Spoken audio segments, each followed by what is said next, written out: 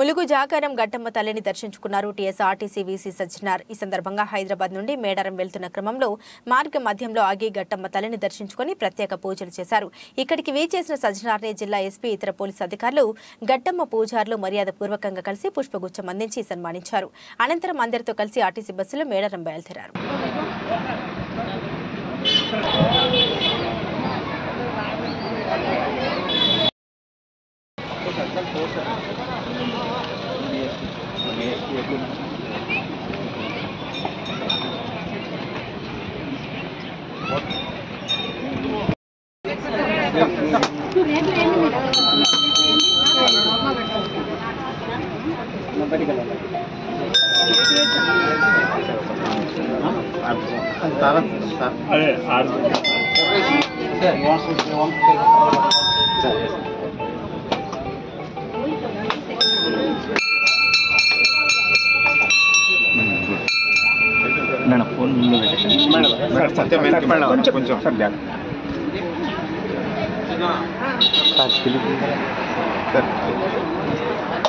Madam please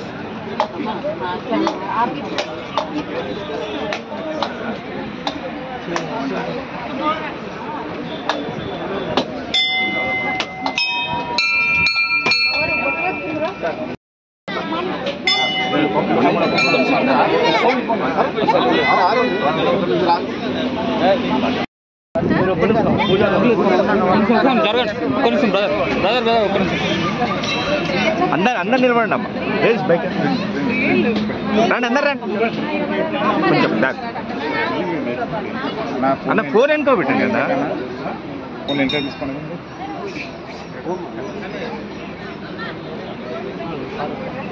sir Satyanarayana గారు ఒక voice భక్తులు మేడారం పోయే భక్తులు మొదటి మొక్కు గట్టమ్మ ఉన్నది కనుక మొదటి మొక్కు మొక్కుకొని కోరుకున్న మొక్కు తీరాలని మేడారం పోయే వెళ్తారు.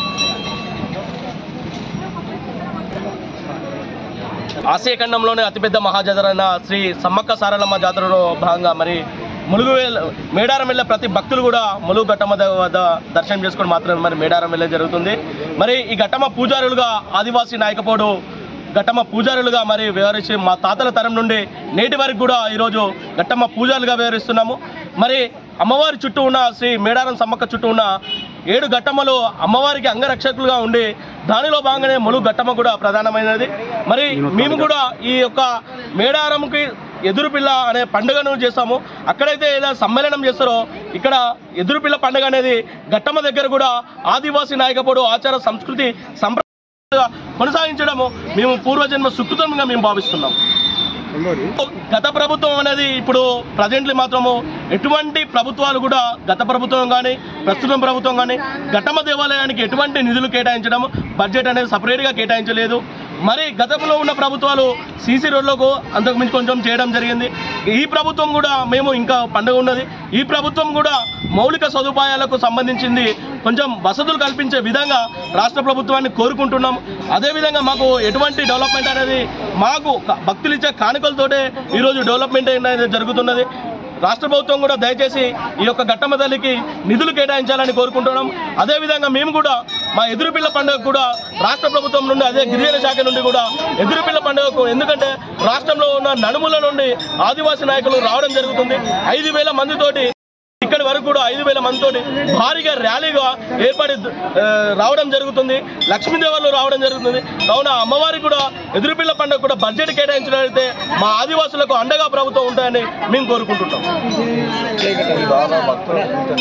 భక్తుల సూచనలు అంటే మౌలిక వసతులు కనిపించినట్టయితే వాళ్ళకు మెరుగైన వసతులు కనిపిస్తే దానికి సంతోషం రాష్ట్ర ప్రభుత్వం ఇస్తే. మేము కూడా రాష్ట్ర ప్రభుత్వాన్ని ఒకటే కోరుకుంటున్నాం, మౌలిక వసతులు కల్పించినట్లయితే ఆ భక్తులు క్షేమంగా వెళ్ళి లాభంగా వస్తుంది జరుగుతుంది. ఈ ఎదురుపిల్ల పండుగ అనేది మరి ఫిబ్రవరి 14వ తారీఖున అమ్మవారు అంటే మేడారం సమ్మక్కకు వారం రోజుల ముందు తిరుగువారము 28వ తారీఖు మరి కేటాయించడం జరుగుతుంది. మేము ఆదివాసులం అంటే మేము మాఘశుద్ధవి రోజులలో మాత్రమే మరి ఈ యొక్క పండుగలు అనేది, ఈ యొక్క ఆదివాసుల పండుగలు ఎక్కడున్నా కూడా అమ్మవారిని పూజించే పండుగలు ఎవి కూడా మాఘశుద్ధ పౌర్ణమి రోజులలో ఈ యొక్క పండుగలు అనేవి మేము చేసుకోవడం జరుగుతుంది. మా ఆచార సంస్కృతి సంప్రదాయాల ప్రకారము కనువింది చేసే విధంగా మా నాయకపోడి నృత్యాలతో లక్ష్మీదేవర్లతో ఈ యొక్క ఎదురుపిల్ల పండుగ నిర్వహిస్తాము.